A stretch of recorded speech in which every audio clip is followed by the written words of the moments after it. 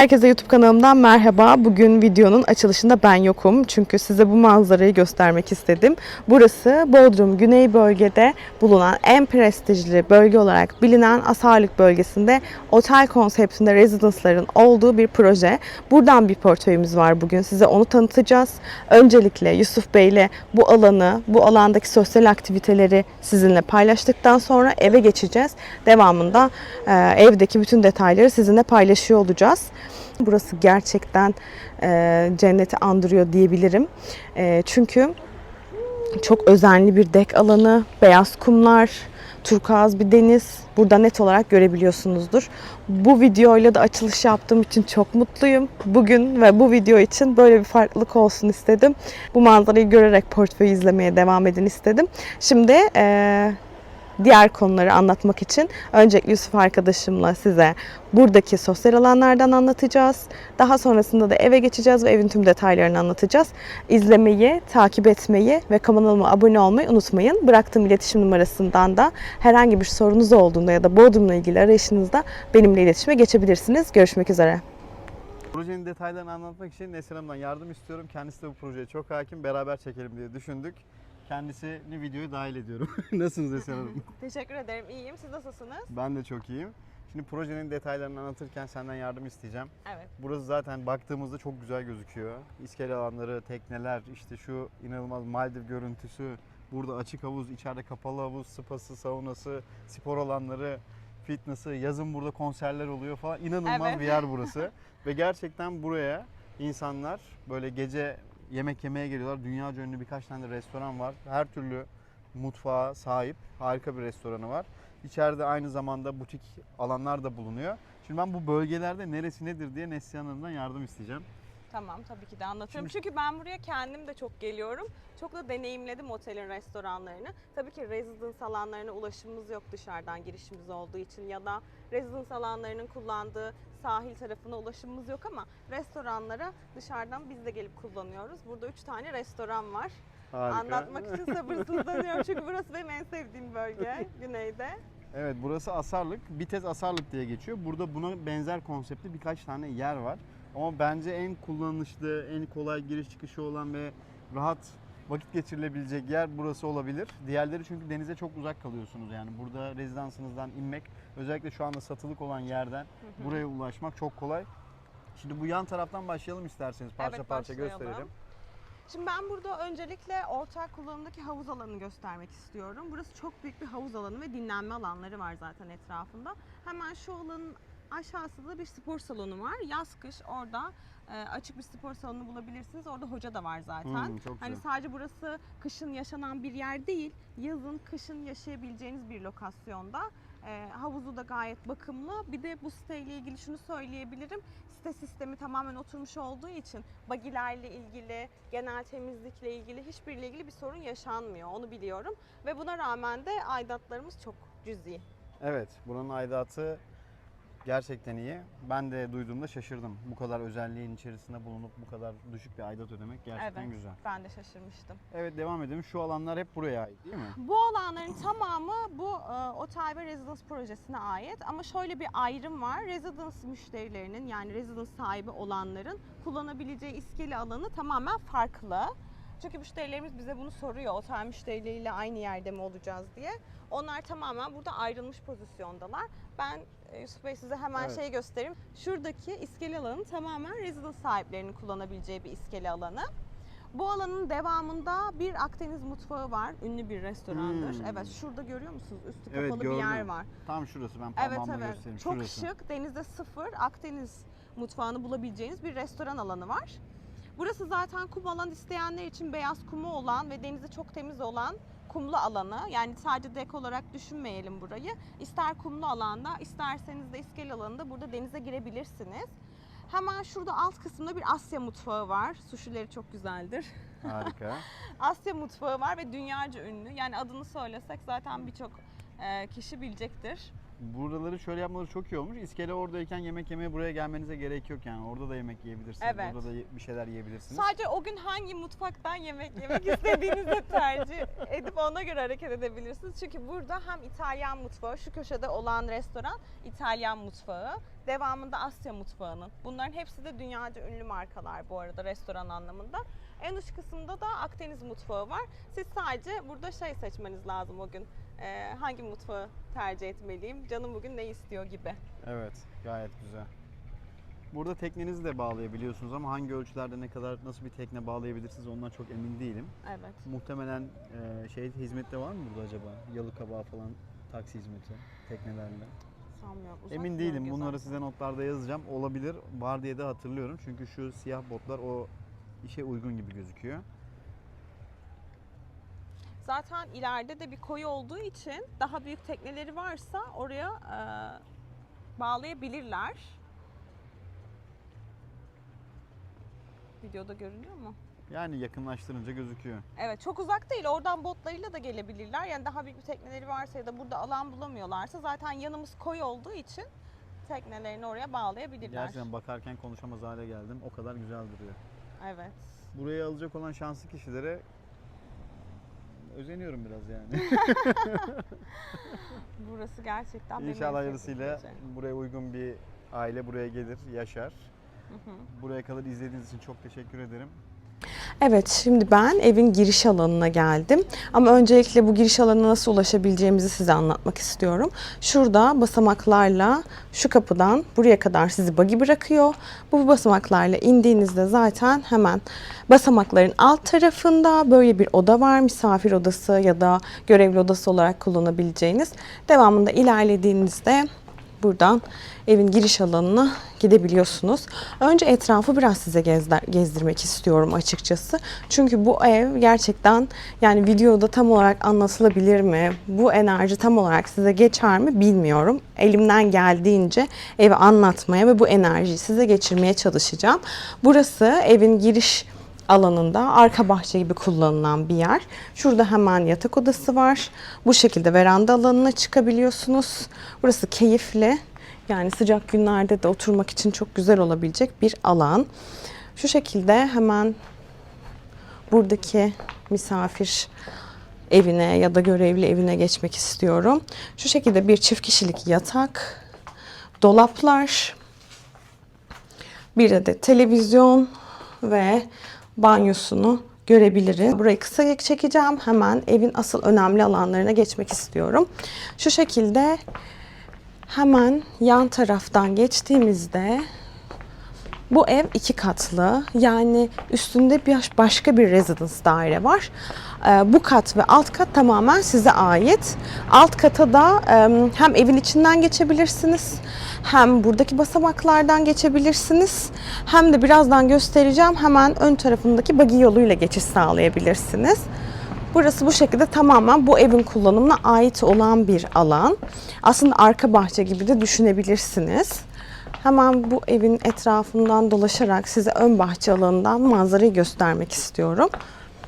Şöyle evin tam olarak etrafında gezmiş oluyoruz. Sonra evin içine geçeceğiz sizinle.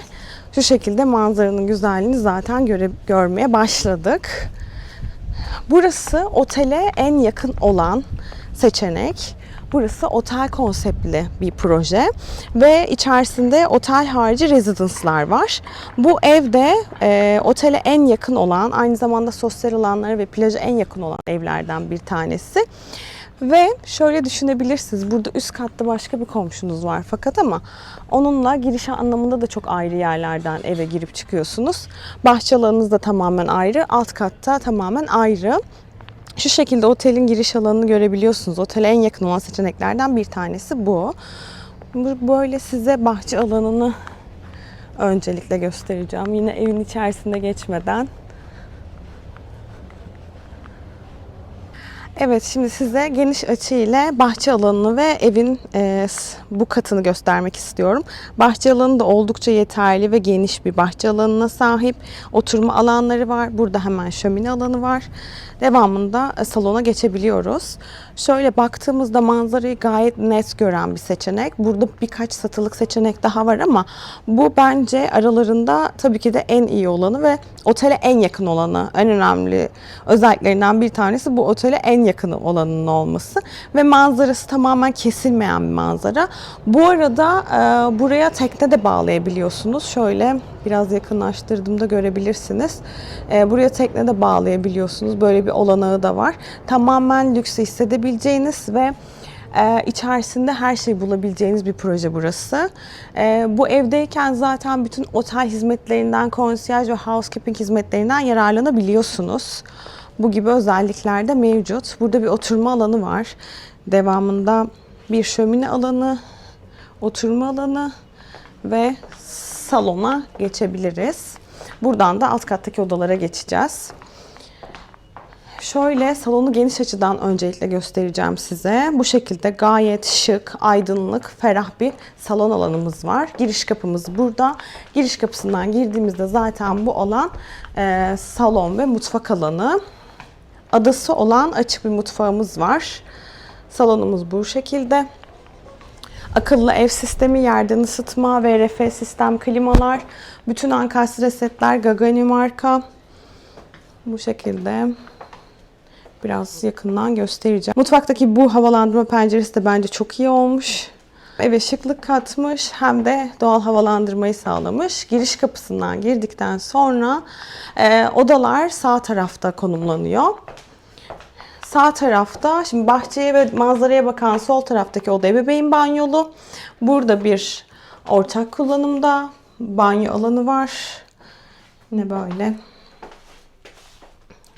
Size çekim yapacağım. Çünkü bu detayları gerçek alıcılar merak ediyorlar ve bize soruyorlar. Ben de videoda olabildiğince bunları göstermeye çalışıyorum. Burada bir çocuk odamız var. Tabii siz ne olarak kullanmak isterseniz değerlendirebilirsiniz. Buradaki alandan bahçeye çıkabiliyorsunuz. Buradaki pencerelerden de biraz önce gösterdim arka bahçe alanına çıkabiliyorsunuz. Burada 2 tane tek kişilik yatağımız var ama tabii ki siz nasıl değerlendirmek isterseniz o şekilde değerlendireceksiniz. Ben şu an mevcut konum üzerinden anlatıyorum bunu. Burada evin her yerinde dolaplar var. Burada hemen çamaşır makinesini, kurutma makinesini koyabileceğiniz dolaplar, portmanto alanı gibi düşünebilirsiniz. Burada da ebeveyn banyolu bir esas yatak odası var. Şu şekilde banyo alanını göstereceğim. Genişliğini merak edebilirsiniz. Oldukça geniş ve yeterli bir banyo alanı. Devamında bu şekilde yine muhteşem o manzaraya uyanabileceğiniz bir ebeveyn yatak odası var. Çift kişilik bir yatağımız var. Odanın her yerinden bu manzarayı görebiliyorsunuz. Ve direkt bahçeye çıkış var buradan. Gerçekten en iyi seçeneklerden bir tanesi. Yani bu projede en iyi seçeneklerden bir tanesi olmuş burası. Ve burada şu anda ev sahibimiz yaşadığı için kendisine özel bazı şeyler yapmış. Yani diğer evleri, inşaat firmasından diyeyim, diğer evleri gelip gördüğünüzde aslında bu evin ondan çok daha masraf edilmiş ve daha farklı bir ev olduğunu göreceksiniz. Burası girişten tekrar gösteriyorum. Oldukça keyifli. Bu arada bu peyzaj ve bütün bakımlarını otelin bünyesindeki çalışanlar yapıyor. Ve buranın en önemli özelliklerinden bir tanesi bence bu kadar hizmete rağmen gerçekten çok uygun bir aidat ücretinin olması. Bunu da merak edip soranlar olduğu için bunu da araya sıkıştırmak istedim. Bu evde 250 metrekareye geçen bir kapalı kullanım alanı var. Açık kullanım alanlarını da saydığımızda zaten çok daha yüksek çarpı 2 belki çarpı 3'e yakın bir alan ortaya çıkacaktır. Evet, hazır buradayken size evin genel yapısını anlatacağım. Şimdi bu katta buggy ile birlikte gösterdiğim merdivenlerden indikten sonra bu katta 2 tane odanız, büyük bir salon alanınız ve mutfak alanınız var. Ve aşağı indiğimizde de yine 4 tane oda, küçük bir salon ve mutfak alanı ve büyük bir avlu, havuz alanı var. Burayı 2 tane ev gibi değerlendirebilirsiniz aslında. Çünkü girişleri tamamen ayrı, mutfakları ayrı. Odaların banyoları hepsinde ayrı. 2 farklı ev gibi aslında değerlendirebilirsiniz. Üstte de bir flat daire var. O buraya ait değil. Fakat dediğim gibi ne giriş çıkışlarınız aynı ne de birbirinizi görüyorsunuz diyebilirim. Böyle eve genel bir bakış attıktan sonra birazdan aşağı kata inelim. Size zaten WhatsApp numaramı bıraktım. Oradan istediğiniz soruları bana burayla ilgili sorabilirsiniz. Teknik konuları da yine sorabilirsiniz. Size o konuda yardımcı olurum. Buradan evin içerisinden alt kata indiğimizde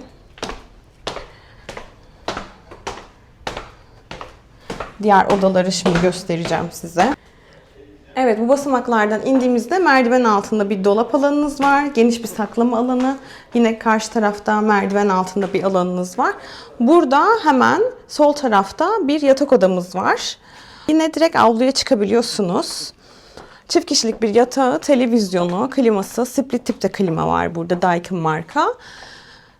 Karşıda dolaplar var ve buradan direkt avlu alanına çıkabiliyorsunuz. Onu da göstereceğim şu şekilde. Bu arada şurası buggy'nin yolu yine. Direkt, evet şu anda da buggy geçiyor zaten. Direkt bu kapının önünden buggy ile inebilirsiniz. Devamında hemen diğer odalara geçeceğim. Buradan merdiven indikten sonra hemen karşısında bir oda var zaten. Devamında sağ tarafta bir odamız var. Hatta sağ tarafa döndüğümüzde solda ortak kullanımda bir banyomuz var.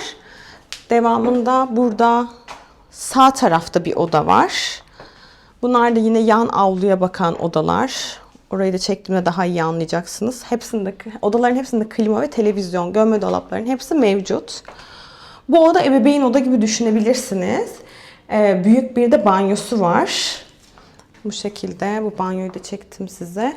Burada da ortak kullanımda bir banyosu var. Hemen sol tarafta üçüncü bir odamız var. Bu kata ait olan üçüncü bir oda. Bu odada yine size bahsettiğim verandalı ve o buggy ile geçiş yapabileceğiniz alana direkt çıkıyor. Gömme dolaplar, duvar giydirmeler hepsi mevcut.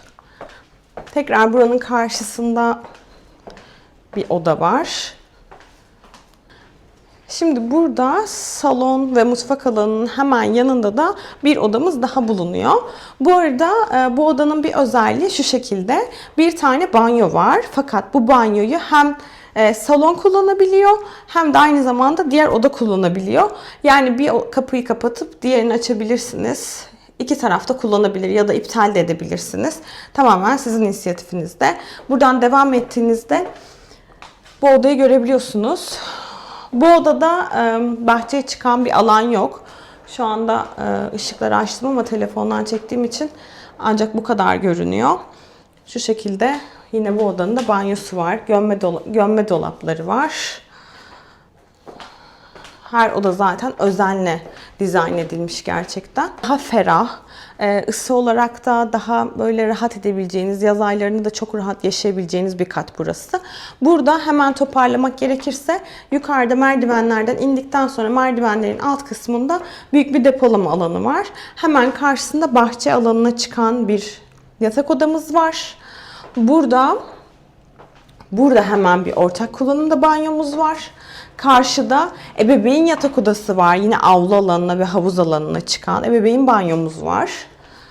Buranın karşısında yine avlu alanına çıkan bir odamız var. Burada bir salon alanı, televizyon, hemen ada mutfak şeklinde bir mutfağımız var. Burada ortak kullanımda aynı zamanda diğer odanın kullandığı bir banyo var ve bir tane daha oda var. Yani tam olarak burada 4 tane odamız, bir mutfağımız ve bir salonumuz var. Yani aslında burası 6+2 bir ev gibi düşünebilirsiniz. Evet, şimdi birçoğunuzun da daha çok burayı seveceğini düşünüyorum bu arada. Tamamen izole. Şöyle buggy yoluna bakıyor burası. Ve otel alanına bakıyor. Ama otelin tabii ki de herhangi bir gürültüsü ya da giriş çıkışlarını gördüğünüz bir alan yok. Şu anda bu peyzaj olmasaydı siz otelin giriş çıkışlarını görebilirdiniz. Fakat şu anda otele giriş çıkışları göremiyorsunuz. Bu şekilde büyük bir masa alanı var. Burası da çok büyük bir alan. Tam bıraktığım WhatsApp numarasına tam metrekareleri bana sorabilirsiniz. Ya da görsel olarak ekleyebilirim. O şekilde ilerleyebiliriz metrekareler anlamında. Çünkü burada çok yer olduğu için hepsinin metrekaresini videoda söyleyip sizi sıkmak istemiyorum. Burası da bence eve merdivenle inmek istemiyorum diyen birileri varsa evde tamamen bu buggy alanından düz bir kapı, yani hiç basamak yok. Evet, yani bir kaldırımdan tek bir basamakla buggy ile direkt burada inebilirsiniz. Dairenizi söyledikten sonra buggy'ler sizi buraya bırakacaktır. Zaten şöyle burada hizmet kalitesi gerçekten birçok otel konseptinden çok çok daha iyi. Geldiğinizde de göreceksiniz. Hem çevrenin düzenini hem peyzajın kalitesini, otelin kalitesini, hepsini geldiğinizde burada birebir de yaşayabilirsiniz. Sahil alanı zaten muhteşem. Sahil alanında bir İtalyan, bir Akdeniz, bir de dünya mutfağı. Sanırım dünya mutfağıydı. 3 adet restoranımız var. Orada da istediğiniz gibi hemen ulaşım yaparak yiyip içebilirsiniz. Burada spa, sauna, spor salonu, hepsini bulabileceğiniz bir kompleks burası. Burası da hemen evin yan tarafında bu şekilde bir havuz alanı dizayn edilmiş. Tabii ki bu dizayn tamamen size bağlı. İsterseniz havuz alanını aktifleştirebilirsiniz. Aslında havuzdan ziyade biraz da jacuzzi gibi ama havuz olarak da kullanılabilecek bir boyutta. Burası da evin yan tarafı. 2 tane odanın yan pencereleri bu alana bakıyor. Yukarı kattan da bu merdivenlerle, yani yukarı girişteki bahçe katından da bu merdivenlerle yine alt kata ulaşabilirsiniz. Yani bu demek oluyor ki burası gerçekten ayrı bir ev gibi değerlendirilebilir.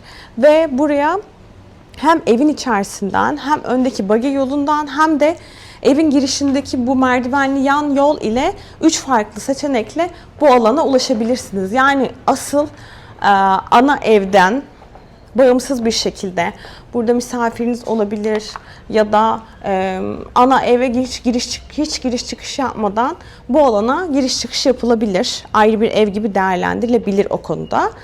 Şöyle genel bir bakış atalım şimdi alt kata. Sonrasında da videoyu kapatalım. Evet, sormak istediğiniz tüm sorular için size bir iletişim numarası bırakıyorum. Bana oradan ulaşabilirsiniz. Videoyu da buraya kadar izlediyseniz teşekkür ederim. Video ile ilgili ya da kanalla ilgili yorumlarınızı da bekliyorum. Her türlü geri dönüşe de açığım. Sizin yorumlarınız benim için çok önemli. İzlediğiniz için teşekkür ederim. Bir sonraki videoda görüşmek üzere. Bana bütün sorularınız için ekranda yazılı olan WhatsApp numarasından ulaşabilirsiniz.